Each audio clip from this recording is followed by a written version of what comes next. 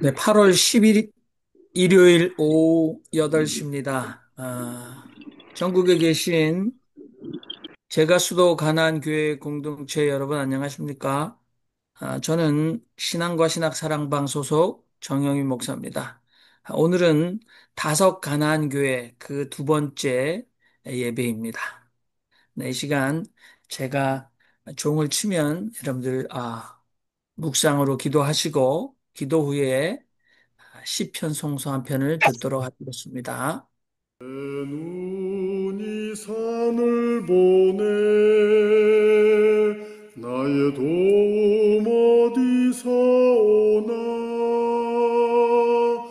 하늘 땅 지으신 분, 나의 도움 주님의 것.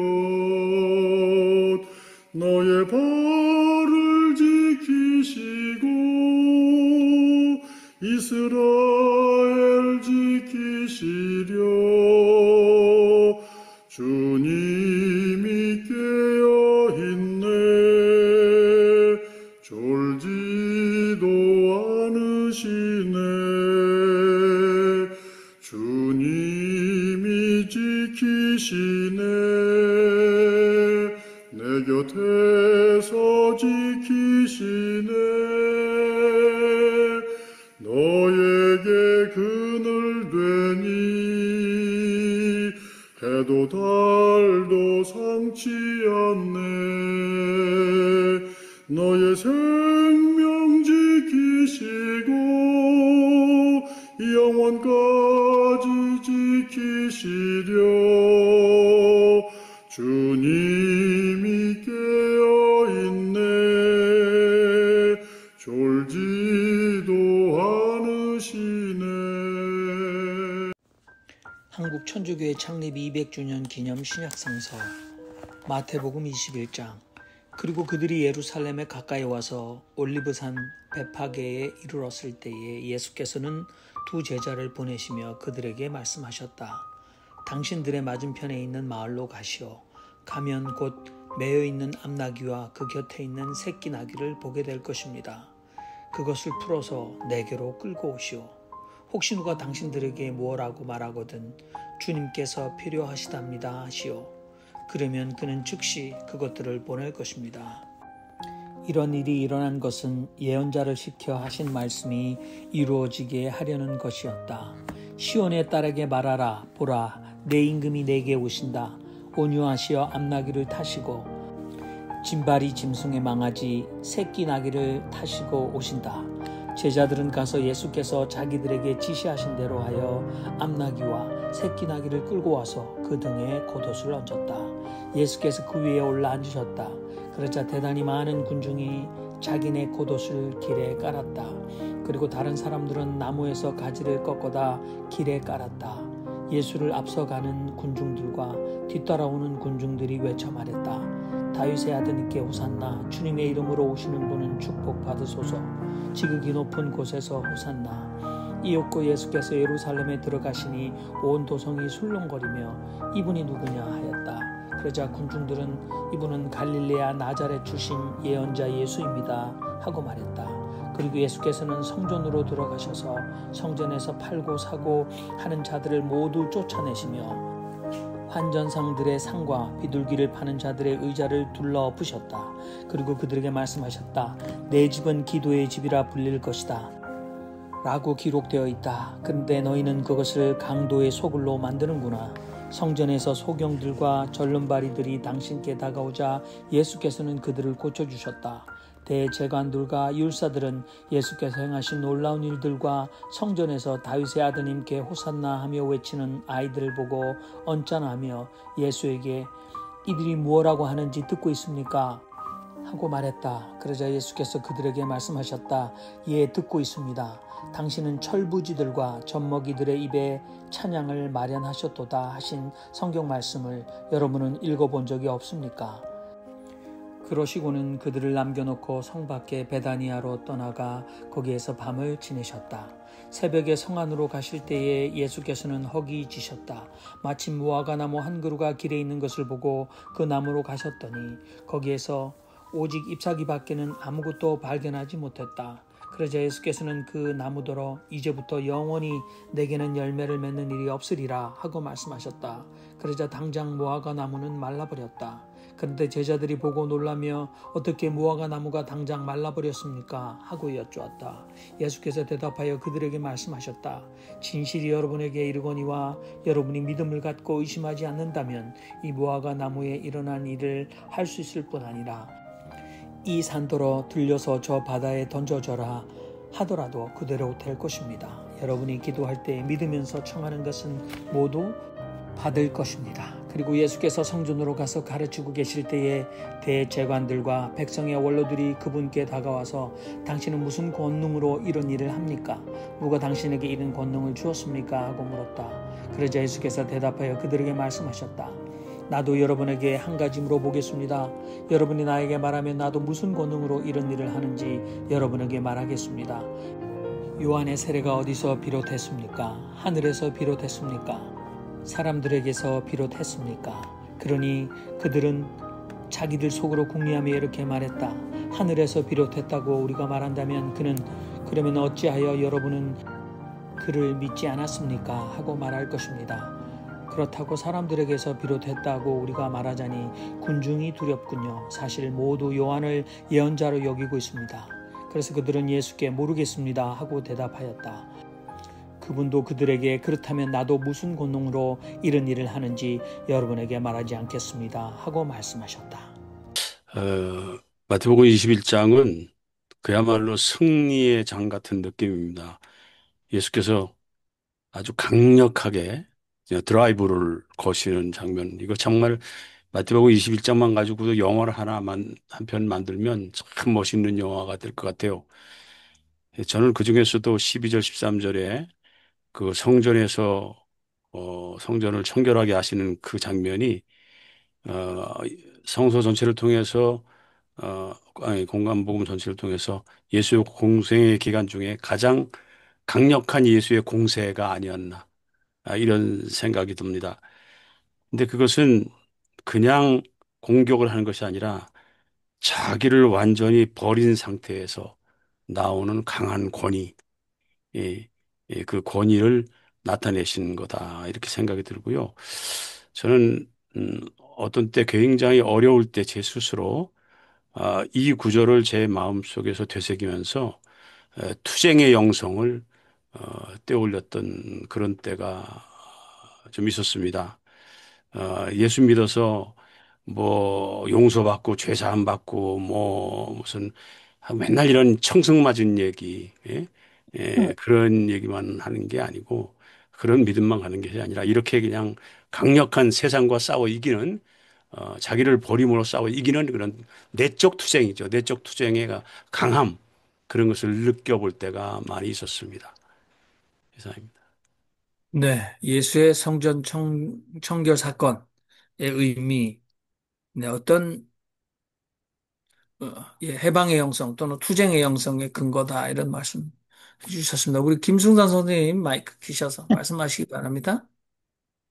그 열매 맺지 않는 그걸 보고 그 당장 말라 죽은 걸 보고 우리들이 이렇게 태어난 인생에서 그 책임감을 느껴서 어떻든 무슨 열매라도 하느님 보시기 좋은 열매를 맺어야 되지 않을까 그런 생각했어요. 네, 감사합니다.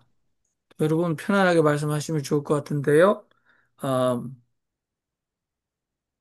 저는 뭐 성경을 해석할 때 사실은 우리가 소위 말해서 quiet time QT 그래서 많은 분들이 성경을 읽고 묵상을 하고 또 안 들려? 말씀에 소리 적용가 끊었어. 있는데 전.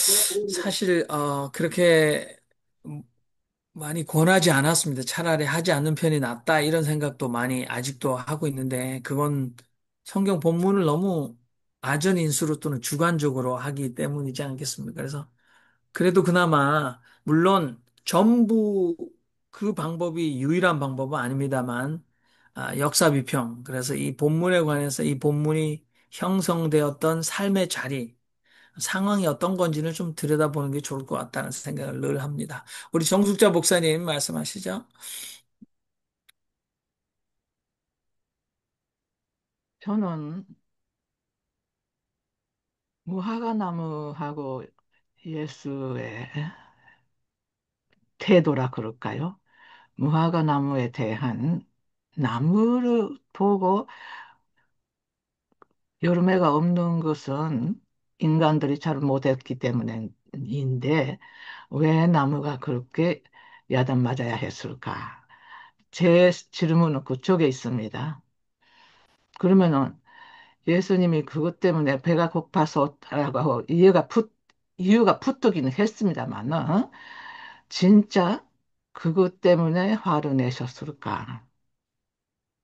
결국은 인간이 자기들의 열매를 맺어야 할 인간들이 열매를 맺지 않고 방탕하는 인간들을 향해서 화를 내신 거 아닌가. 저는 제가 그 성경 말씀을 만일 어디서 설교를 해야 한다면은 그런 식으로 말을 하고 싶습니다. 무화과 나무가 사실은 성경 말씀의 시기가 아니라서 열매가 없었다. 이런 그것이 붙기도 했습니다. 마태복음에 있는지 모르겠습니다만은 어쨌든 그 시기가 아닌 무화과 나무를 보고 화를 내시는 예수님은 아니시죠. 그러면 결국은 무화과 나무가 하나의 예로 인간들에게 하고 싶은 말을 직접적으로 인간에게 못하고 무화과 나무를 통해서 말씀하셨다. 그렇게 해석하는 것이 맞지가 않는가. 저는 그렇게 생각을 했습니다. 네, 감사합니다. 마태복음에는 이 예수께서 예루살렘에 입성하실 때 나귀 새끼까지 표현하고 있는데 구약의 본문이 예, 나귀 새끼가 언급이 돼 있기 때문에 마태는 편안하게 낙이 한 마리가 아니라 낙이 새끼까지 있었다라고 개작을 만들었습니다. 무화과 나무도 마가복음에는 사실 무화과 나무의 철이 아니었다라는 표현은 마태는 삭제했습니다. 우리 정숙자 목사님의 생각대로 어, 이스라엘의 열매 맺지 못하는 상태 이것을 주님께서 저주하셨다면 오늘날 팔레스타인과 가자에서 인종을 청소하고 살상하는 이스라엘에 대해서 주님은 이 무화과 나무 저주 사건을 통해서 교훈을 주셨는데 어떤 심정으로 그들에게 무슨 말씀을 다시 하실까라는 생각이 듭니다. 예, 아주 좋으신 말씀 감사합니다. 또 여러분 편안하게 마이크를 키시면 네, 우리 윤정수 목사님. 저는 이 마태복음 21장을 읽으면서 열매라는 것에 이렇게 집중을 해서 성전 교회도 이제 그 열매를 맺어야 되는데 참 그 진리와 구원과 생명의 열매를 맺어야 됩니다. 그리고 이제 우리 자신도 무화과나무 주님께서 열매를 찾으신 것처럼 우리들에게 열매를 찾으시는데 우리는 어떤 열매를 주님께 드릴 수 있을까?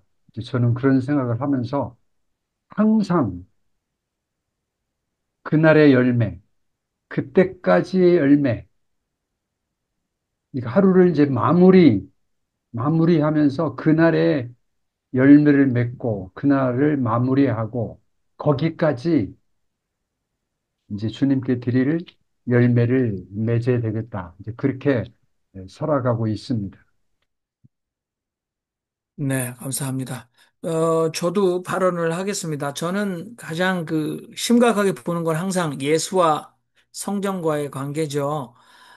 그 당시 예루살렘 성전의 성전 경비대나 로마의 군사 시스템에 몇 명이 있었고, 또 특히 이 명절이 가까웠을 때 수많은 유대인들이, 그러니까 사람들이 몰리는 일들이 있었기 때문에 식민지 상태의 로마는 유혈 혁명을 꿈꾸는 사람들이 있었기 때문에 긴장되어 있었던 지경이 아니었을까. 뭐 물론 학자들이 다 이미 그 경비 치안을 담당하는 군대의 수들과 이런 시스템에 대해서 상세하게 연구가 되어 있습니다. 그런데 마태 공동체가 이 성경을 들었을 때는 이미 그 70년 8월에 성전이 파괴되고 난 뒤에 이것을 들었을 겁니다. 그러니까 이미 그들에게 성전은 없는 시기에 이 성전 파괴가 그들 민족에게 성전 중심의 신앙을 가지고 있었던 유대교의 어떤 의미였을까? 그 충격은 어떠했을까? 특별히 여러분 그 성전을 모독하기 위해서 성전을 파괴했을 뿐만 아니라 유대인들이 가장 혐오하는 부정한 돼지 피로 제사를 드리는 일도 성전에 있었기 때문에 어땠을까 많은 생각을 해봅니다. 그래서 예수와 성전과의 관계는 신약 신학의 굉장히 중요한 주제 중에 하나인데요. 저는 한국에서 어렸을 때부터 성전 건축, 선전 건축이라는 그 얘기를 듣고 왔습니다. 그리고 한국의 신앙을 이렇게 만들어내는데 수많은 사람들을 돈을 뜯어내는 근거가 성전이었지 않습니까? 하나님이 거하는 성전. 거기에 대해서 할 말이 많아지는데 이미 다들 잘 알고 계십니다. 근데 교회와 성전, 교회는 성전인가? 그래서 특별히 또 이스라엘의 지금 현실을 보고 저도 10년 축제 기간에 가까웠을 때 예루살렘 성전을 방문했을 때 기관총을 든 20대 이스라엘 군인들이 얼마나 삼엄하게 보고 있었는지 생생하게 기억하는데 다시는 가고 싶지 않다 그런 생각이 들 만큼 모독적인 일이 있었고 또 거기는 지금 무슬림 모스크가 큰 황금 돔을 가진 무슬림 모스크가 있습니다. 아무튼 인간 역사의 모순인데요. 오늘 한국 기독교에서는 왜 교회를 성전으로 믿게 했고 또 그 성전을 건축해야 된다고 저렇게 많은 사람들의 희생들을 강요했나라는 생각을 좀 해보았습니다. 이상입니다. 우리 양보용 선생님 말씀하시죠. 네. 오늘 또 이걸 읽으면서요. 저도 21장에 굉장히 감명받았는데요. 우리의 모든 것을 주관하시는 예수님, 하나님께 우리가 믿음이 부족해서 우리가 걱정하고 근심하고 또 우리의 감정과 기쁨과 슬픔과 모든 것을 주관하시고 또 무화과 나무까지 그게 그 일시적으로 그냥 시들게 하시는 주님을 잘 믿지 못하고 불안해하고 이런 걸 갖다가 다시 회개했습니다. 그래서 우리가 더 믿음이 강하여서 정말 우리가 불안하지 말고 그 믿는 대로 기도하면은 우리가 다 받으리라 한 것처럼 하나님이 기적을 일으키신 하나님을 또 한 번 100% 믿어야 되겠다고 다시 확신하고 있습니다. 감사합니다. 네, 우리 양보용 선생님, 기도의 능력, 예수께서도 우리에게 하신 말씀. 기도는 유대교와 기독교 또는 다른 모든 종교에서 인간의 신심을 가지고 있다면 절대자에게 우리의 상황을 바꾸기를 요청하는 기도는 어떤 의미인가? 그래서 오늘 우리에게 영적인 그런 도전을 주셨습니다. 감사합니다.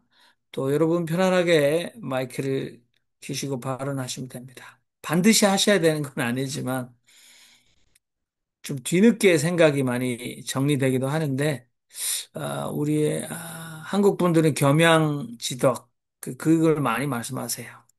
그래서 아주 열심히 듣습니다. 우리 김성복 목사님 하시고, 그 다음에 최요한 선생님 말씀하시면 될 것 같습니다. 저는 성경을 리얼하게 보고 싶습니다. 그래서 예수님께서 그 무화과 나무가 열매를 맺지 못한 걸 보고 저주하셨다고 그랬는데, 저는 그 화낼 수 있다고 생각합니다. 배고픈데 먹을 걸 만들어야 되는데, 먹을 걸 만들지 못하고 있는 것에 대해서 화낼 수 있다고 생각합니다. 예수님, 너무 이렇게 전지전능하고 완벽한 존재로만 그렇게 봐서는 안 된다고 생각합니다. 사실 그대로 있는 그대로 예수님도 저런 성정이 좀 있으셨구나. 그래서 그 뭐 이 바리새인들 보고 이 독사의 자식들하고 욕하셨던 욕도 좀 하실 수 있는 거죠. 뭐 그렇게 그러니까 예수님을 너무 성자로서 거룩한 분으로서 너무 그렇게 받아들이는 것만은 아니다. 있는 그대로 받아들이는 것도 예수님하고 친해질 수 있는 친구가 될 수 있는 좋은 길이다. 그렇게 믿었으면 합니다. 이상입니다. 네, 좋습니다. 또 우리 최현 선생님. 이 성경 말씀이 기록된 시기가, 어, 그 시기에 우리 한반도는 고조선 시대였습니다. 예, 고조선 시대라고 한다면은 곰이 마늘과 쑥을 먹고 사람이 되는, 그런 시대였죠. 그때 기록된 마태 공동체의 기록입니다. 그런데 이 마태 공동체가 기록한 이 부분이 이미 아까 정영민 목사님께서 말씀하시는 것처럼 성전이 다 무너지고 나서 나중에 기록했단 말이죠. 이게 어떤 의미인가? 저는 여기서 어딜 봤냐면은 8절과 9절, 10절, 11절에 예수의 공생의 인생에서 가장 클라이막스, 예수가 등장하니까 군중들이 환호를 하면서 겉옷을 깔고 호산나 주님의 이름으로 오시는 분 축복받으소서, 이 난리가 났죠. 온 도성이 술렁이며 이분이 누구냐? 나자렛 출신 예언자입니다.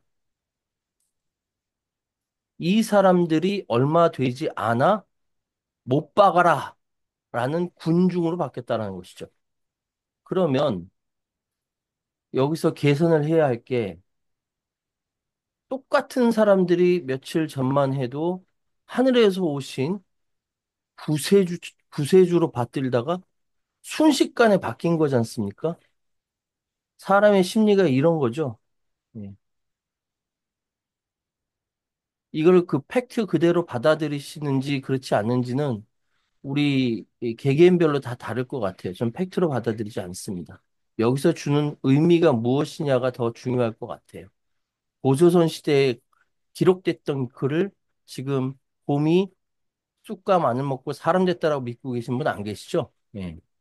그런 차원에서 저도 그렇게 생각합니다. 예수, 예수가 등장했는데 그때 사람들이 우아하고 몰렸다가 예수가 자기들이 원하는 사안을 주지 않으니까 십자가에 못 박아라! 라고 등 돌렸다는 거죠. 생 깠다는 거죠. 뒤통수 때렸다는 것이죠. 지금도 그러고 있지 않은가.